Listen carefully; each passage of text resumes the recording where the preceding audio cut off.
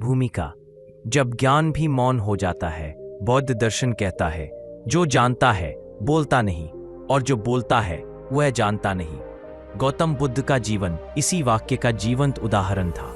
उन्होंने मानव जीवन के गहरे रहस्यों को छुआ, उन्हें अनुभव किया, पर कुछ प्रश्न ऐसे थे जिनके उत्तर उन्होंने कभी नहीं दिए। यह नहीं कि बुद्ध नहीं जानते थे, बल्कि इसलिए कि वे जानते थे कि उन प्रश्नों का उत्तर देना संभव नहीं है, क्योंकि शब्द वहां पहुंच ही नहीं सकते जहां सत्य है। बुद्ध का जीवन खोज की कहानी है, दुख से मुक्ति की, भ्रम से जागरण की।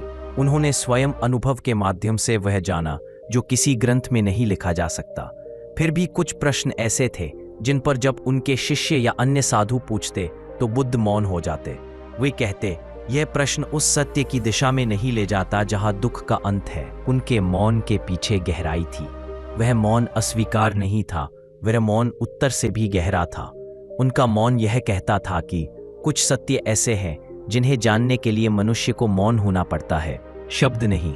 और यही से शुरू होती है बुद्ध की रहस्यमयी खाम। वह 5 प्रश्न जिन पर उन्होंने उत्तर देने से मना किया और जिन्हें समझे बिना बुद्ध को पूर्णतः समझना असंभव है। पहला सवाल, क्या आत्मा, सेल्फ, आत्मन का अस्तित्व है? यह सबसे बड़ा प्रश्न था जिसने हजारों वर्षों से दार्शनिकों, ऋषियों और संतों को उलझाया है। और जब यह प्रश्न बुद्ध से पूछा गया, उन्होंने चुप्पी साध ली। एक सवाल की पृष्ठभूमि बुद्ध के समय भारत में 2 मुख्य विचारधाराएं प्रचलित थीं, आस्तिक वेदांतवादी और नास्तिक चार्वाक भौतिकवादी। आस्तिक कहते थे आत्मा अमर है, वह जन्म मरण से परे है। नास्तिक कहते थे आत्मा जैसी कोई चीज नहीं, केवल शरीर है। जब किसी भिक्षु ने बुद्ध से पूछा, भगवान क्या आत्मा का अस्तित्व है, तो बुद्ध मुस्कुरा दिए पर बोले नहीं। शिष्य ने फिर पूछा, क्या आत्मा नहीं है? बुद्ध फिर मौन रहे। शिष्य हैरान हुआ, भगवान आप उत्तर क्यों नहीं दे रहे? क्या आप नहीं जानते? बुद्ध ने कहा, तुम्हारा प्रश्न गलत दिशा में है। तुम या तो आत्मा को है कहना चाहते हो या नहीं है कहना चाहते हो, लेकिन सत्य ना तो है में है ना नहीं है में, सत्य दोनों। बुद्ध का दृष्टिकोण अनात्मवाद।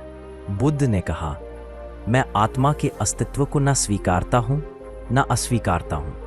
मैं केवल यह कहता हूं कि जो तुम आत्मा कहते हो वह वस्तुतः निरंतर बदलता हुआ प्रवाह है। उन्होंने 5 तत्वों की बात की, रूप, वेदना, संस्कार और विज्ञान। इन 5 का मिलन ही व्यक्ति कहलाता है, लेकिन इनमें से कोई भी स्थायी आत्मा नहीं है। जिसे हम मैं कहते हैं वह केवल स्मृतियों, इच्छाओं और चेतना का क्षणिक मेल है। हर क्षण मैं बदल रहा हूं, विचार बदलते हैं, अनुभव बदलते हैं, शरीर बदलता है। जो निरंतर बदलता रहे उसे स्थायी कैसे कहा जा सकता है? बुद्ध कहते हैं, जहां मैं है वहां दुख है, जहां मैं नहीं है वहां मुक्ति है। लेकिन बुद्ध ने सीधा आत्मा नहीं है क्यों नहीं कहा? क्योंकि वे जानते थे कि मनुष्य शब्दों से भ्रमित हो जाएगा। अगर वे कहते आत्मा नहीं है तो लोग सोचते कि कुछ नहीं है, सब शून्य है, और नास्तिकता, निहिलिज्म का भ्रम पैदा होता। अगर वे कहते आत्मा है तो लोग उसी पर विश्वास जमाकर खोज बंद कर देते। बुद्ध नहीं चाहते थे कि कोई व्यक्ति सिद्धांत को मानकर बैठ जाए। वे चाहते थे कि हर व्यक्ति स्वयं अनुभव करे, स्वयं देखे कि क्या स्थायी है और क्या अस्थायी। उनकी चुप्पी इसीलिए थी क्योंकि वे नहीं चाहते थे कि शब्द किसी अनुभव का विकल्प बन जाए। ओरा, आत्मा का रहस्य। बौद्ध दृष्टि से समझें, बुद्ध के अनुसार आत्मा की कल्पना अज्ञान से उत्पन्न होती है। जब व्यक्ति कहता है मैं, तो वास्तव में वह 5 स्कंधों तत्वों का योग होता है।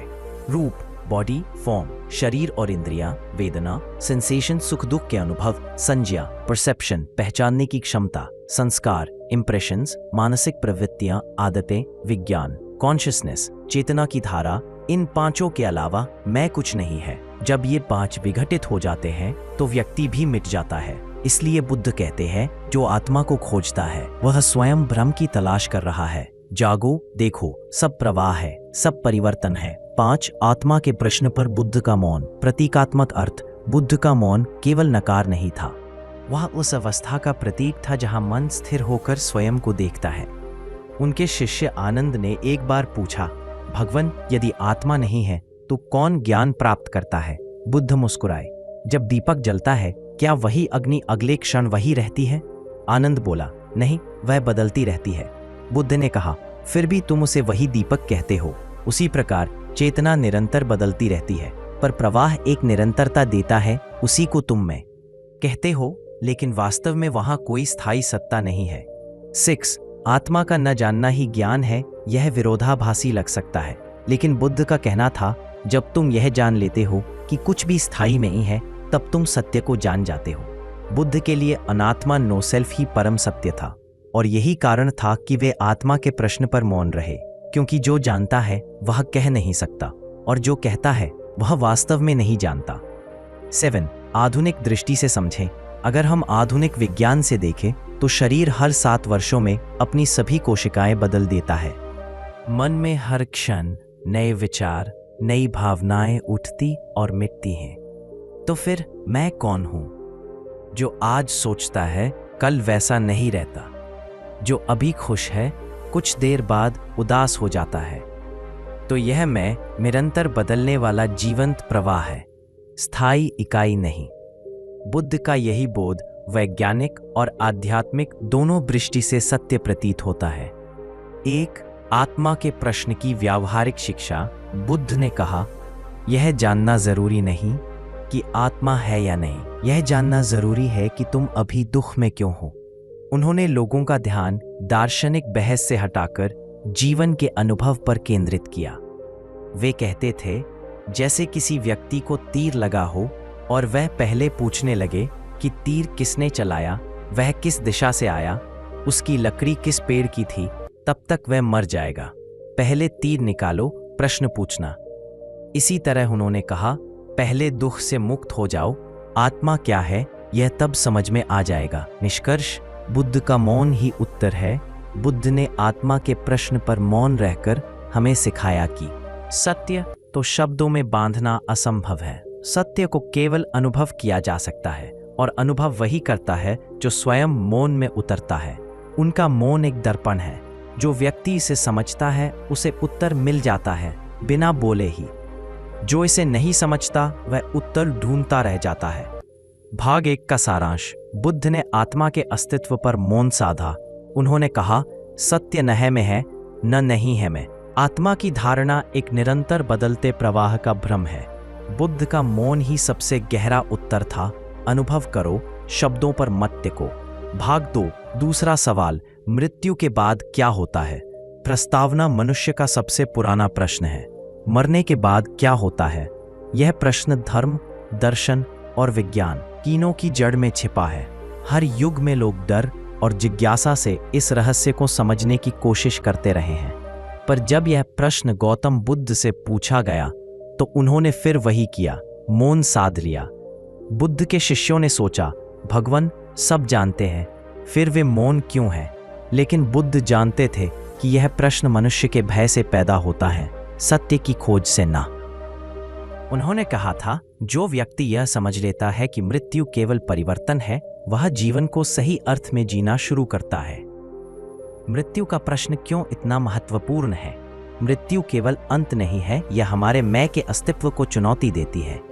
हर व्यक्ति अपने जीवन में किसी न किसी रूप में इस प्रश्न से टकराता है, क्या मरने के बाद कुछ बचता है? क्या आत्मा नई देह में जन्म लेती है या सब कुछ समाप्त हो जाता है? वेदांत कहता है, आत्मा न जन्म लेती है न मरती है। चार्वाक कहता है, मृत्यु के बाद कुछ नहीं, बस मिट्टी में मिल जाना है। बुद्ध ने न हाँ कहा न ना। उन्होंने कहा, तुम जानना चाहते हो कि मृत्यु के बाद क्या होता है, जबकि तुमने यह भी नहीं जाना कि जीवित रहते हुए तुम कौन हो। पहले यह जानो कि अभी कौन जी रहा है, फिर मृत्यु का रहस्य अपने आप खुल जाएगा।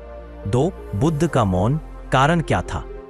कई बार उनके शिष्य उनसे बार बार यह सवाल पूछते। एक बार एक ब्राह्मण ने पूछा, भगवान क्या मृत्यु के बाद आत्मा जीवित रहती है? बुद्ध ने कुछ नहीं कहा। ब्राह्मण ने फिर पूछा, क्या वह नहीं रहती? बुद्ध फिर चुप रहे।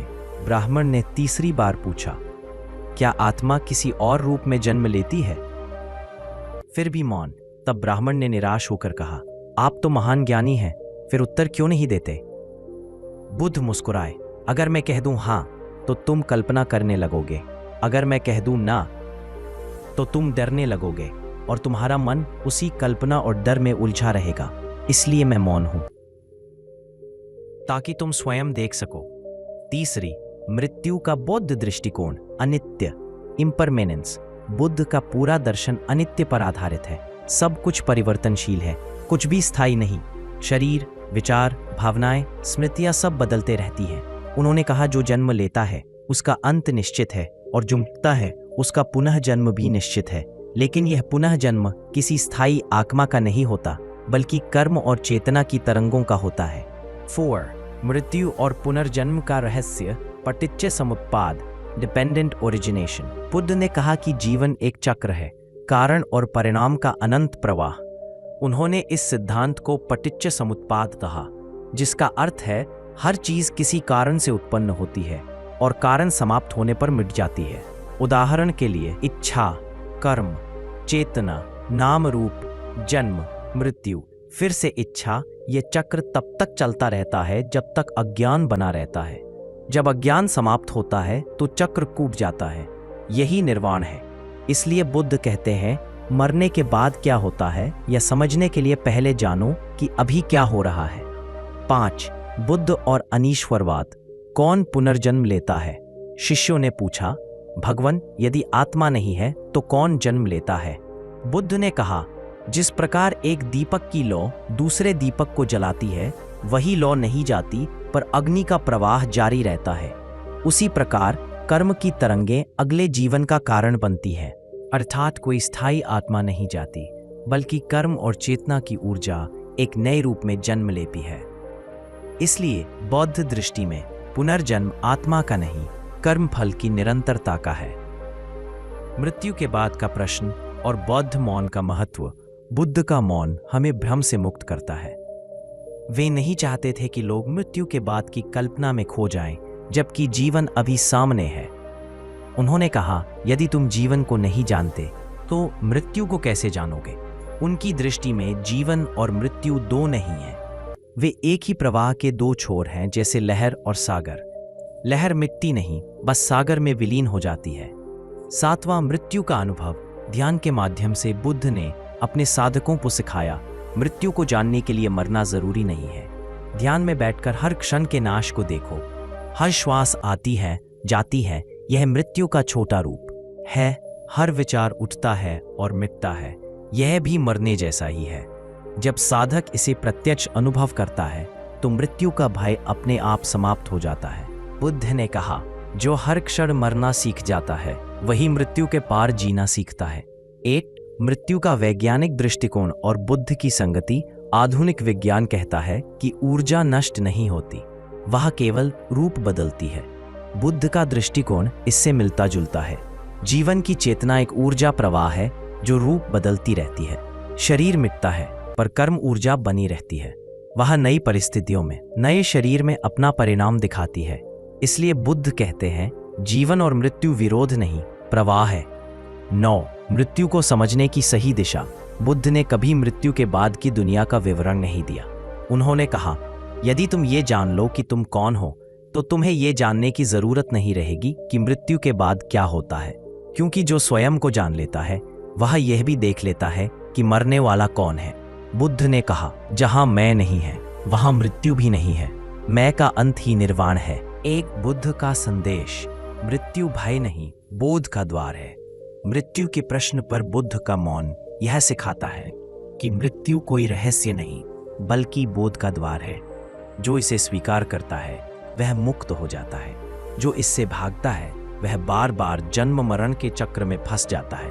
उन्होंने कहा, जो मृत्यु को समझ लेता है उसके लिए कुछ भी डरावना नहीं रहता, क्योंकि उसने जीवन को भी समझ लिया होता है। निष्कर्ष, बुद्ध ने मृत्यु के बाद के प्रश्न पर मौन रहकर यह बताया कि सच्चा ज्ञान किसी उत्तर में नहीं, अनुभव में है। मृत्यु के बाद क्या होगा यह जानने की जिज्ञासा छोड़ो, क्योंकि जो मरता है वह कभी जीवित था ही नहीं।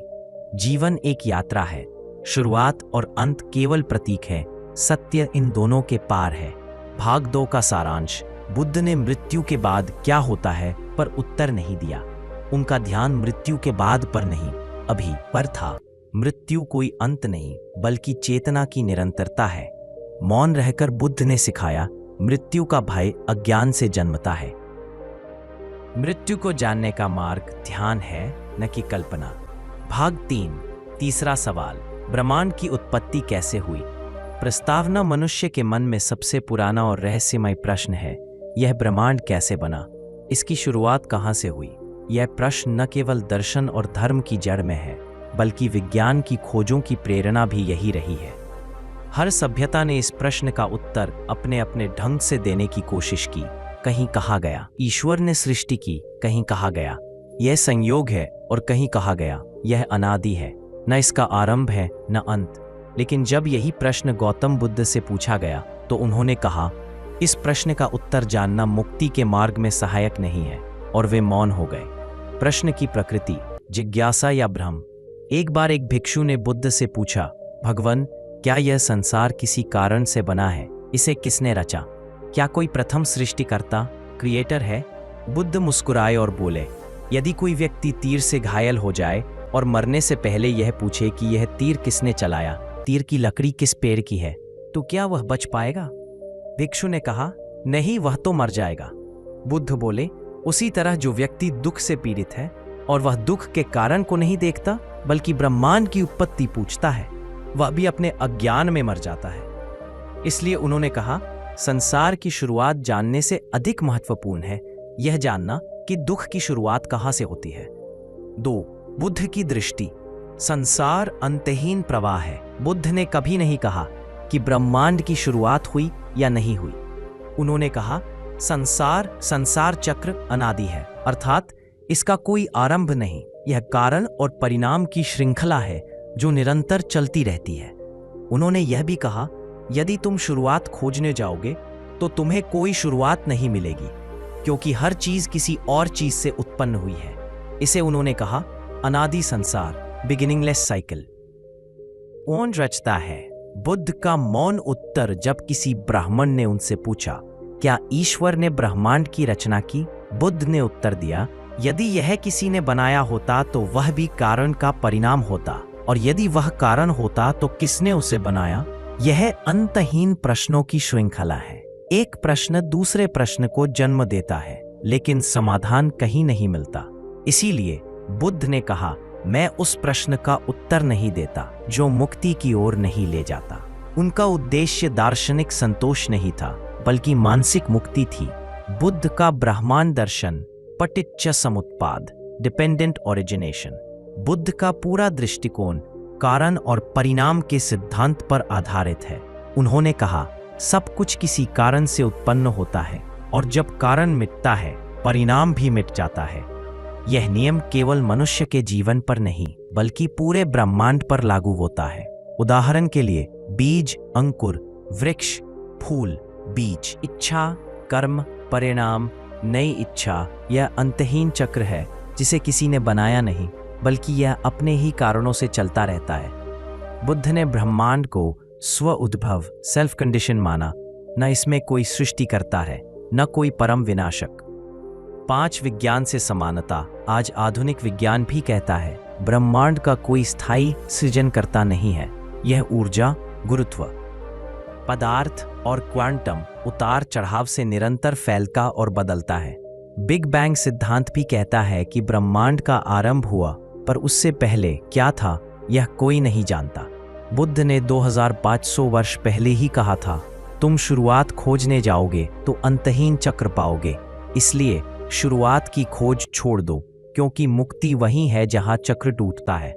6. क्यों बना ब्रह्मांड? बुद्ध का दृष्टिकोण। बुद्ध कहते हैं, यह प्रश्न स्वयं अज्ञान से जन्मता है, क्योंकि क्यों का अर्थ है किसी उद्देश्य का होना, परंतु प्रकृति या ब्रह्मांड का कोई उद्देश्य नहीं होता, वह बस होता है। जैसे नदी बहती है, जैसे फूल खिलता है, वैसे ही ब्रह्मांड अस्तित्व में है। बुद्ध ने कहा, संसार कारण से उत्पन्न है, न कि किसी कारणकर्ता से। इसलिए क्यों पूछना व्यर्थ है। महत्वपूर्ण यह है कि कैसे यह प्रवाह चलता है और कैसे इससे मुक्त हुआ जा सकता है। 7. ब्रह्मांड की अनंतता। अनंत कल्प की धारणा। बुद्ध ने कहा कि ब्रह्मांड अनंत कल्पों से गुजरता रहता है, कभी विस्तार, कभी संकुचन, कभी सृष्टि, कभी विनाश। उन्होंने कहा, जैसे दिन के बाद रात आती है, वैसे ही सृष्टि के बाद विनाश, और विनाश के बाद फिर सृष्टि। लेकिन यह किसी सृष्टिकर्ता का कार्य नहीं बल्कि प्रकृति का स्वभाव है। यह चक्र तब तक चलता है जब तक अज्ञान इग्नोरेंस मौजूद है। जब अज्ञान मिटता है तो व्यक्ति इस चक्र से बाहर निकल जाता है। यही निर्वाण है। बुद्ध का मौन विज्ञान नहीं, साधना की दिशा। बुद्ध का उद्देश्य ब्रह्मांड का वैज्ञानिक विवरण देना नहीं था। एक साधक थे, दार्शनिक या खगोल शास्त्री नहीं। उनकी दृष्टि भीतर की थी, बाहर की नहीं। वे कहते थे, तुम ब्रह्मांड को समझना चाहते हो, पर तुमने अपने ही मन का ब्रह्मांड नहीं देखा। उन्होंने यह भी कहा, जो भीतर के संसार को समझ लेता है उसे बाहर के ब्रह्मांड को समझने की आवश्यकता नहीं रहती, क्योंकि भीतर और बाहर दोनों एक ही हैं। 9 ब्रह्मांड और मन एक ही प्रवाह। बुद्ध के अनुसार ब्रह्मांड और मन अलग नहीं है। मन ही संसार का निर्माता है और वही उसकी व्याख्या करता है। उन्होंने कहा, मन ही सब कुछ है। जो जैसा सोचता है वैसा ही संसार रचता है। इसलिए ब्रह्मांड की उत्पत्ति मन की उत्पत्ति से जुड़ी है। जब मन शांत होता है तो ब्रह्मांड भी मौन हो जाता है। यही ध्यान की अवस्था है, जहां न कोई शुरुआत है न कोई अंत। 10 बुद्ध मौन क्यों रहे? अंतिम बोध बुद्ध ने ब्रह्मांड की उत्पत्ति के प्रश्न पर मौन रहकर मानव बुद्धि की सीमा दिखा दी। उन्होंने कहा, मन स्वयं एक सीमित साधन है, उससे अनंत को नहीं जाना जा सकता। ब्रह्मांड को शब्दों, कल्पनाओं या तर्क से नहीं जाना जा सकता, उसे केवल अनुभव किया जा सकता है, मौन होकर, ध्यान में उतरकर। बुद्ध का मौन कोई अनभिज्ञता नहीं थी, वह पूर्ण बोध का प्रतीक था। निष्कर्ष बुद्ध ने सिखाया, संसार की शुरुआत खोजने में मत भटको, दुख की शुरुआत खोजो, वही सच्चा ब्रह्मांड है। ब्रह्मांड अनादि है, उसका कोई निर्माता नहीं। वह कारण परिणाम के चक्र से चलता है, जैसे लहर सागर में उठती और मिटती है। बुद्ध का मौन इस बात का संकेत है कि जिसे जानना संभव नहीं, उसे जानने की जिद छोड़कर जो अभी में जीता है वही मुक्त होता है। भाग 3 का सारांश।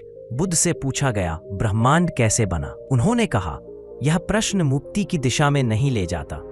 ब्रह्मांड अनादि और कारण परिणाम का चक्र है। कोई सृष्टिकर्ता नहीं, केवल प्रवाह है। ब्रह्मांड को जानने की कुंजी मन को जानना है।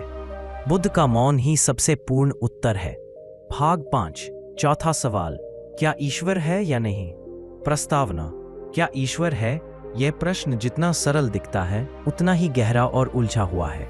हर युग में यह सवाल मानव चेतना के केंद्र में रहा है। कभी इसे आस्था कहा गया, कभी दर्शन, कभी विज्ञान की चुनौती। बुद्ध के समय भारत में यह प्रश्न बहुत तीव्र था। वेदांत कहता था, ईश्वर ही सबका कारण है, वही परमात्मा है। चार्वाक कहता था, ईश्वर का कोई अस्तित्व नहीं, सब भौतिक जगत ही है। जब लोगों ने बुद्ध से पूछा, भगवान क्या ईश्वर है या नहीं, उन्होंने कहा, मैं इस प्रश्न का उत्तर नहीं दूंगा, और फिर मौन हो गए। 1 बुद्ध का मौन क्यों? बुद्ध का मौन नास्तिकता का संकेत नहीं था। वे ईश्वर को न स्वीकारते थे न अस्वीकारते, क्योंकि वे जानते थे जिस ईश्वर को तुम पूछ रहे हो वह तुम्हारे मन की कल्पना है, सत्य नहीं। उन्होंने कहा, जो तुम ईश्वर कहते हो वह तुम्हारे भय, आशा और अज्ञान से बना एक विचार है। सत्य किसी विचार में नहीं, अनुभव में है। इसलिए जब कोई उनसे पूछता, भगवान क्या ईश्वर है, वे कहते, पहले यह जानो कि तुम कौन हो। जब यह जान जाओगे तब देखना कि ईश्वर की आवश्यकता रह भी जाती है या नहीं। 2 ईश्वर की अवधारणा। मनुष्य की मनोवैज्ञानिक रचना। बुद्ध का दृष्टिकोण गहराई से मनोवैज्ञानिक था। उन्होंने देखा कि मनुष्य भय में ईश्वर को खोजता है। मृत्यु का भय, अनिश्चितता का भय, पीड़ा का भय। जब व्यक्ति असहाय महसूस करता है तो वह किसी ऊपर वाले को कल्पना में रचता है जो सब नियंत्रित करता हो। बुद्ध ने कहा, ईश्वर की कल्पना भय से जन्मी है, लेकिन सत्य को केवल निर्भय व्यक्ति ही जान सकता है। इसलिए उन्होंने कहा, डरो मत, जागो। जब तुम जाग जाओगे तुम्हें पता चलेगा कि ईश्वर बाहर नहीं, भीतर है, पर उस भीतर के ईश्वर को कोई नाम नहीं दिया जा सकता। थी बुद्ध का दृष्टिकोण।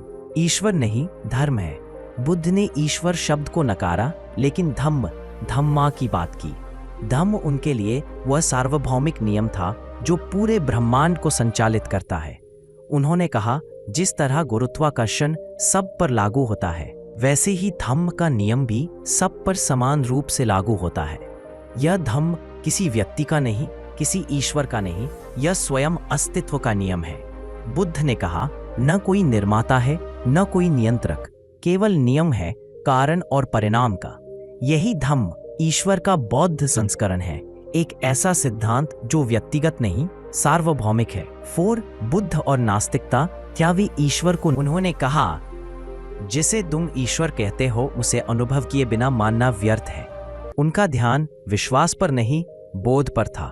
वे कहते थे, विश्वास करने वाला सोचता है कि वह जान गया, जानने वाला जानता है कि विश्वास की आवश्यकता नहीं। इसलिए बुद्ध का मार्ग था, अनुभव करो, मत मानो।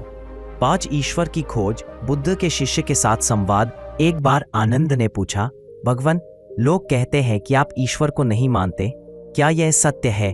बुद्ध ने मुस्कुराकर कहा, आनंद, यदि मैं कह दूं ईश्वर है तो लोग उसे मूर्ति बना देंगे।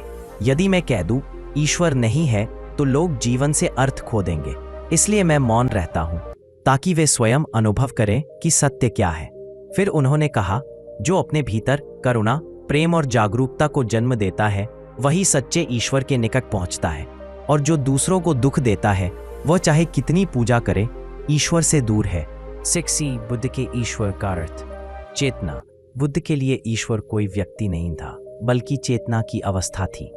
जब मन पूरी तरह शांत, निर्मल और जागृत होता है तो उसमें दिव्यता प्रकट होती है। वह किसी बाहरी सत्ता का अनुभव नहीं, बल्कि आंतरिक पूर्णता का अनुभव होता है। बुद्ध ने कहा, जब मन स्थिर और जागृत हो जाता है तब वही स्थिति परम सत्य है। उसे कोई नाम दो या न दो, फर्क नहीं पड़ता। कुछ लोग उसे ईश्वर कहते हैं, कुछ निर्वाण, कुछ सत्य, पर अनुभव एक ही है। 7 ईश्वर का प्रश्न और मुक्ति का मार्ग। बुद्ध कहते थे, ईश्वर के अस्तित्व पर बहस करने से दुख खत्म नहीं होता। अगर कोई व्यक्ति दुख में है तो उसे दार्शनिक चर्चा नहीं, अनुभव और करुणा की आवश्यकता है। उन्होंने कहा, जैसे कोई व्यक्ति नदी के किनारे खड़ा होकर पानी के बारे में बहस करता रहे, वह कभी नदी पार नहीं कर पाएगा। लेकिन जो चुपचाप नाव बनाकर चल देता है वह पार पहुंच जाता है। इसी तरह जो ईश्वर के बारे में बहस छोड़कर ध्यान करता है वह सत्य का अनुभव कर लेता है। 8 बुद्ध की करुणा। ईश्वर से परे प्रेम। बुद्ध ने कहा, प्रेम करो लेकिन किसी कारण से नहीं, करुणा दिखाओ लेकिन किसी स्वर्ग की आशा में नहीं, क्योंकि जहां कारण है वहां शुद्धता नहीं। उनके अनुसार प्रेम स्वयं में पूजा है, करुणा स्वयं में ईश्वर का अनुभव है। उन्होंने सिखाया, जब तुम्हारे भीतर करुणा जागती है तब तुम ईश्वर को पा चुके हो, चाहे उसे किसी नाम से पुकारो या न पुकारो। 9 विज्ञान और बुद्ध का दृष्टिकोण। विज्ञान ईश्वर की खोज नहीं करता, बल्कि नियमों की खोज करता है। बुद्ध ने भी यही कहा, ब्रह्मांड नियमों पर चलता है, कोई व्यक्ति उसे नहीं चला रहा। विज्ञान कहता है प्रकृति तटस्थ है। बुद्ध भी यही कहते हैं, धम्म तटस्थ है। वह न किसी को दंड देता है न इनाम, वह बस अपने नियमों के अनुसार फल देता है। इसलिए कहा जा सकता है, बुद्ध ने ईश्वर को नियम के रूप में देखा, व्यक्ति के रूप में नहीं। बुद्ध का मौन। अंतिम अर्थ। जब उनसे बार बार पूछा गया, भगवान क्या ईश्वर है, तो वह कहते, जिसे यह प्रश्न उठता है वह अभी स्वयं को नहीं जानता। जब वह स्वयं को जान लेगा तब यह प्रश्न अपने आप मिट जाएगा। उनका मौन बताता है कि सत्य को ना है से जाना जा सकता है, ना नहीं है से। वह द्वैत से परे है। बुद्ध के लिए ईश्वर शब्द से अधिक महत्वपूर्ण था जागरण, अवेकनिंग, क्योंकि जब मन जाग जाता है तब जो प्रकट होता है वही परम सत्य है। निष्कर्ष। बुद्ध ने क्या ईश्वर है के प्रश्न पर मौन रहकर सिखाया कि ईश्वर कोई वस्तु या व्यक्ति नहीं, बल्कि जागरूकता की अवस्था है। वह शब्दों में नहीं, अनुभव में है। उन्होंने कहा, विश्वास छोड़ो, अनुभव करो, डर छोड़ो, करुणा अपनाओ, तब जो प्रकट होगा वही तुम्हारा ईश्वर है। उनका मौन ही उत्तर था, क्योंकि ईश्वर को शब्दों में नहीं, केवल मौन में पाया जा सकता है। भाग 4 का सारांश। बुद्ध ने ईश्वर के अस्तित्व पर कोई सीधा उत्तर नहीं दिया। उन्होंने कहा, ईश्वर का विचार भय से जन्मता है। उनके लिए धम्म ही परम नियम और शक्ति है। ईश्वर बाहर नहीं, चेतना की अवस्था में है। विश्वास नहीं, अनुभव ही सच्चा मार्ग है। मौन ही उनका अंतिम उत्तर था, जहां ईश्वर और मानव एक हो जाते हैं। भाग 5। 5वां सवाल, निर्वाण के बाद कौन बचता है? प्रस्तावना। बुद्ध के जीवन का सबसे रहस्यमयी और गहन प्रश्न यही था, भगवान, जब कोई व्यक्ति निर्वाण प्राप्त कर लेता है तब क्या वह अस्तित्व में रहता है या नहीं? यह प्रश्न साधारण नहीं था, क्योंकि इसमें जीवन और मृत्यु, आत्मा और अनात्मा और अस्तित्व और शून्यता तीनों का संगम था। बुद्ध ने इस प्रश्न का उत्तर नहीं दिया। वे मौन रहे, परंतु उनका मौन ही सबसे गहरा उत्तर था। एक, निर्वाण क्या है? निर्वाण का अर्थ है बुझ जाना, जैसे दीपक की लौ जब बुझ जाती है। पर यह बुझना अस्तित्व का अंत नहीं, बल्कि अहंकार का अंत है। बुद्ध ने कहा, जब इच्छाएं, क्रोध और अज्ञान पूरी तरह समाप्त हो जाते हैं तब मन स्थिर हो जाता है, और वही अवस्था निर्वाण है। निर्वाण कोई स्वर्ग नहीं, कोई जगह नहीं, बल्कि चेतना की परम शांति है। दोहा प्रश्न की जड़, कौन बचता है? लोग बुद्ध से पूछते थे, ले, जब कोई निर्वाण प्राप्त कर लेता है तब क्या वो जीवित रहता है? वे कहते, न तो रहता है, नहीं रहता। यह उत्तर विरोधाभासी लगता है, परंतु यही बुद्ध की गहराई थी। उन्होंने कहा, जो व्यक्ति यह पूछ रहा है वही भ्रम में है, क्योंकि जब अहंकार मिट गया तब कौन बचा पूछने वाला? अर्थात जब मैं ही समाप्त हो गया तो फिर यह प्रश्न ही अर्थहीन हो गया। 4 अप्रत्युत्तरित प्रश्न, द 4 unanswered questions। बुद्ध ने 4 ऐसे प्रश्न बताए थे जिनका कोई उत्तर देना व्यर्थ है। क्या बुद्ध तथागत निर्वाण के बाद अस्तित्व में रहते हैं? क्या वे नहीं रहते? क्या वे रहते भी हैं और नहीं भी? क्या वे न रहते हैं न नहीं रहते? इन चारों पर बुद्ध मौन रहे, क्योंकि उन्होंने कहा, इन प्रश्नों का कोई उत्तर नहीं, क्योंकि प्रश्न ही गलत दिशा में है।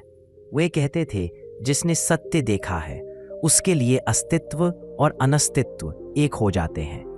4 आत्मा का भ्रम, मैं का अंत ही निर्वाण। बुद्ध ने अनात्मा, नो सेल्फ का सिद्धांत दिया। उन्होंने कहा, जो कुछ मैं कहलाता है वह 5 तत्वों का संयोजन है, रूप, वेदना, संज्ञा, संस्कार और विज्ञान। जब ये 5 तत्व समाप्त हो जाते हैं तो मैं का कोई आधार नहीं बचता, और जब मैं नहीं रहा तो फिर कौन जन्मेगा या मरेगा? यही कारण है कि निर्वाण के बाद न कोई बचता है न मिटता है, क्योंकि जो बचा था वह कभी अलग नहीं था। 5 दीपक का उदाहरण। बुद्ध ने एक उदाहरण दिया, जैसे दीपक जल रहा है, जब तेल खत्म हो जाता है तो लौ अपने आप बुझ जाती है। अब यह मत पूछो कि वह लौ कहाँ गई। लौ कहीं नहीं गई, वह बस मिट गई, क्योंकि उसका आधार समाप्त हो गया। इसी तरह जब इच्छाएं और अज्ञान खत्म हो जाते हैं तो व्यक्तित्व बुझ जाता है। वह किसी जगह नहीं जाता, वह बस विलीन हो जाता है शांति में। 6 बुद्ध और आत्मा की बहस। एक बार एक ब्राह्मण ने बुद्ध से पूछा, भगवान, क्या आत्मा है या नहीं? बुद्ध चुप रहे। ब्राह्मण ने दोबारा पूछा, फिर भी मौन। जब वह चला गया तो आनंद ने पूछा, भगवान, आपने उत्तर क्यों नहीं दिया? बुद्ध ने कहा, यदि मैं कहता आत्मा है तो वह उसे स्थायी सत्ता मान लेता, और यदि मैं कहता नहीं है तो वह निराश हो जाता। इसलिए मैंने मौन रहकर उसे स्वयं अनुभव करने का अवसर दिया। बुद्ध के लिए मौन उत्तर था, क्योंकि सत्य अनुभव से ही जाना जा सकता है। 7 निर्वाण और ब्रह्मांड अद्वैत का अनुभव। निर्वाण कोई अलग अवस्था नहीं, बल्कि संपूर्णता में विलीन होना है। जैसे लहर सागर में लौट जाती है, वैसे ही व्यक्ति की चेतना संपूर्ण चेतना में लीन हो जाती है। अब ये पूछना क्या लहर बची का कोई अर्थ नहीं, क्योंकि लहर तो हमेशा सागर ही थी। 8 विज्ञान और निर्वाण। ऊर्जा का सिद्धांत। आधुनिक विज्ञान कहता है ऊर्जा कभी नष्ट नहीं होती, केवल रूप बदलती है। बुद्ध ने भी यही कहा, जो जीव है वह मिटता नहीं, बस अपने रूप से मुक्त हो जाता है। निर्वाण वह बिंदु है जहां चेतना किसी व्यक्तिगत रूप में नहीं रहती, बल्कि शुद्ध ऊर्जा, शुद्ध शांति बन जाती है। इसलिए बुद्ध का निर्वाण मृत्यु नहीं, बल्कि पूर्ण रूपांतरण, ट्रांसफॉर्मेशन है। बुद्ध का दृष्टिकोण। अनुभव बनाम विश्वास। बुद्ध ने कभी किसी को विश्वास नहीं कराया, बल्कि कहा, स्वयं अनुभव करो।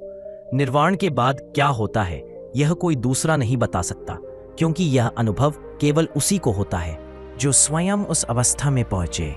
बुद्ध कहते थे, तुम मुझसे मत पूछो कि निर्वाण के बाद क्या होता है, बल्कि इस क्षण में यह देखो कि तुम कौन हो।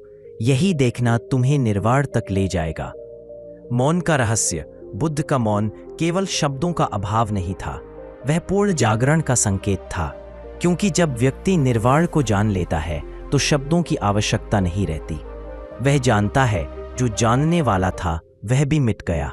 यह मौन ही अंतिम मुक्ति है, जहां कोई प्रश्न नहीं, कोई उत्तर नहीं, सिर्फ शांति है। यहाँ निर्वाण के बाद कौन बचता है? अंतिम उत्तर बुद्ध के अनुसार निर्वाण के बाद कोई नहीं बचता, क्योंकि कोई व्यक्ति था ही नहीं। केवल अस्तित्व शेष रहता है, बिना नाम, बिना रूप के। वह शुद्ध चेतना है जो न जन्म लेती है न मरती है। वह न कुछ है न कुछ नहीं, वह सिर्फ है। निष्कर्ष बुद्ध का यह उत्तर या तहे मौन मानव इतिहास की सबसे गहरी आध्यात्मिक समझ है। उन्होंने दिखाया कि सत्य किसी विचार में नहीं, अनुभव में है। निर्वाण कोई जगह नहीं, बल्कि अहंकार का अंत है।